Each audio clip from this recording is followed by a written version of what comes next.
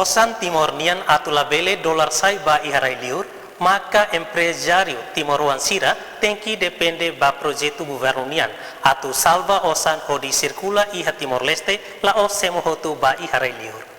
Atu a cada coisa empresário sira tem que hadar mal projetos de bem governo nian. Para la bele foi oportunidade osan saiu do valor. Se Timoruan maqueta oportunidade osan atu ela é Timor pelo menos 30 ou 10 ou 20% neia. Mas se for outro vai maliur macatu caro outro dei. Então, osan saiu do valor, nem que espera que tem que for oportunidade feita Timoruan. Agora ainda até te dete, ainda depende dete mas vai projeto. Quando nem reta não na osan, nem quando reta não na lucro. Tem certeza que nem Hanoi na bela halu vacilo. Bela diversifica nem amba para a indústria, para a agricultura, para a saída na bema, nem a capacidade de falar. Por aí matar investimento e tem hal estudo. Investimento é mal estudo, de vez em quando hal tiba falha tia. Colher los, ame barak falha, balu falha, gasta osa, lá confia, lá conta 4 milhões de dólares.